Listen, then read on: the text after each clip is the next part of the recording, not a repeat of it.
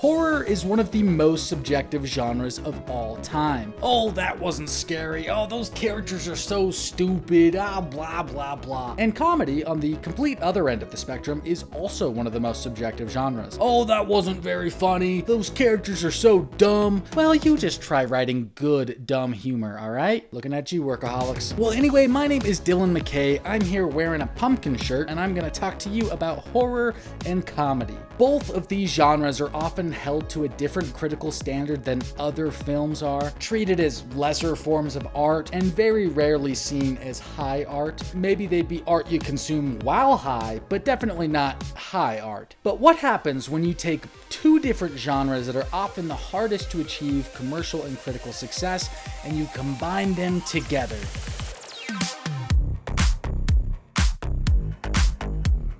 Well, pretty much the same exact thing, a mixed bag of results. But that doesn't mean that it's still not the most underrated or possibly the greatest genre of all time.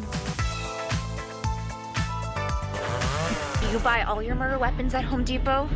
God, you're butch. Movies like The Babysitter or Happy Death Day, Jennifer's Body, they are not necessarily critical darlings by any means, but these are movies that, had they been played as straight horror, would have been just as mid as the majority of studio churned out slasher movies. Suddenly you add the comedy aspect and they become so much more enjoyable. The lows that a standard horror movie goes through are balanced by the moments of levity and humor that a comedy film can bring to it. Meanwhile, the tired, routine story beats of a generic comedy film are heightened by the chilling counterweight of scares and atmosphere. I mean, Halloween is a fun holiday. Let's make the most fun of it, right? There are so many great horror comedy classics that I love dearly, dating all the way back to movies like American Werewolf in London, or Army of Darkness, or perhaps one of the greatest trilogies of all time, the Cornetto trilogy. You could make the argument that Shaun of the Dead is the only true blend of the two genres,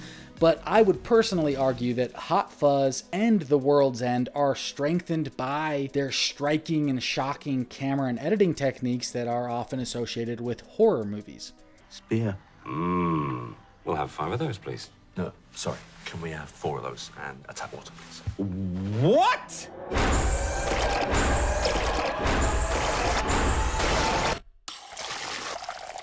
All of this is just creating an uneasy tone and edge-of-your-seat tensity to these films that makes the humor punch through even more effectively.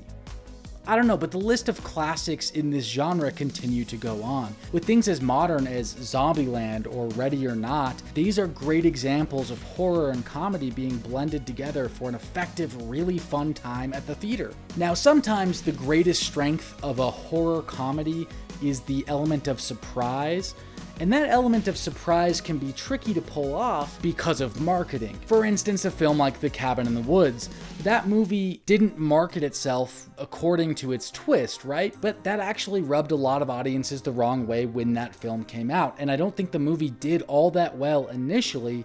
However, it's growing a cult following as the years go on, because, now we actually know what the movie is trying to do because we're aware of its twist. And I guess that just ties into my personal ideology, where I try to go into a film as open-minded as possible with as little preconceived notions as I possibly can, allowing myself to be taken whatever direction the movie wants to be taken.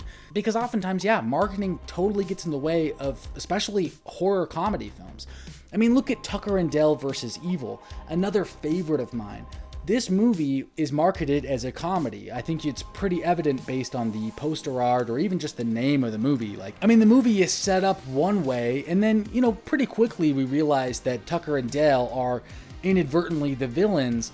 But if it wasn't promoted as being a comedy, just think how much funnier that would be if you didn't even know that was the direction the movie was going to go.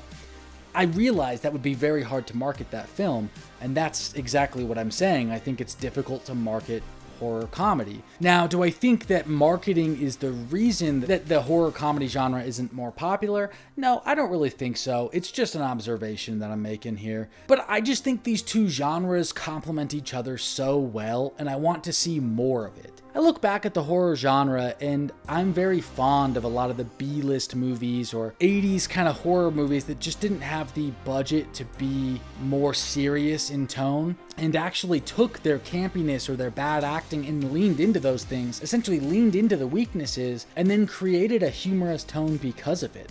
I'm looking at movies like Night of the Comet, which is an absolute favorite of mine, or even Friday the 13th Part 6 or Nightmare on Elm Street Part 2. These movies have such charm to them because they lean into that humorous tone. I think some people might argue it's not intentional. I think these films kind of understood those concepts, and there are a lot of far worse horror movies that are inadvertently funny, and those are fun to watch too. I find it interesting that audiences tend to be more forgiving of movies that present themselves a little bit more serious, even if that means really pensive, drawn out, slow dialogue scenes, which really can sometimes just be masking poorly written dialogue, poorly written scripts. It's kind of like tricking you into thinking that it's better than it really is. Let's lean into something fun instead. Honestly, I'm just really sick of those like slow movies that are perceived to be good, but they're just not quite good enough. Like, I don't want to watch any more of those slow, drawn-out horror movies that are filled with hesitation and shitty dialogue. Give me something fun instead. Make it fun. It's supposed to be a fun genre. And what's better than just being a fun horror movie? A comedy. Put them together. Boom. They offset each other's weaknesses perfectly. In conclusion to my whole rant here about horror comedy, I just think that the genre of horror comedy is an untapped potential in Hollywood. How often do you mask your own true feelings with jokes or humor? Or how often do you feel anxiety or stress over deadlines or a social event or something happening at work? Humor and fear are arguably some of the most truthful expressions of human emotion. And when they are combined, they are two powerful tools to explore polar opposites of human vulnerabilities. Let's take a look at this year's Friendship.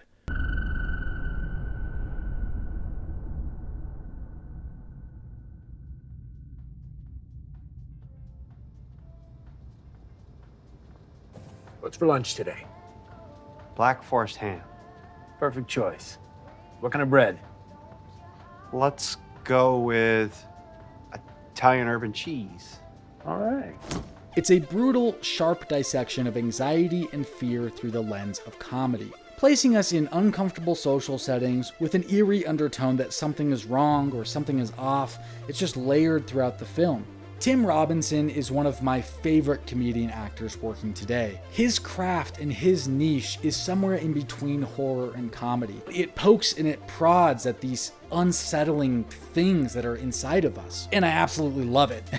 He's really one of the most forward-thinking filmmakers, comedians, storytellers that is out there working in Hollywood today, and I cannot wait to watch The Chair Company, which I think just premiered its first episode on HBO Max this week that I'm making the video, but he is truly bringing something new to the genre, and it kind of comes from this horror comedy realm and world, and I don't know. I guess this whole video I just made is really a plea for more horror comedy in Hollywood.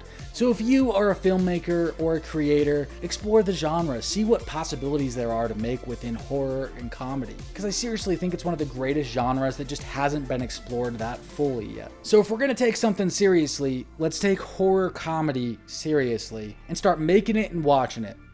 There we go. Recommend some movies to me in the comments below, because I can never seem to find enough horror comedy movies out there. Also, like and subscribe, follow me on Letterboxd, because it would mean a lot to me. And what are you doing watching this if you're not subscribed? Come on. All right, we'll talk to you in the next video.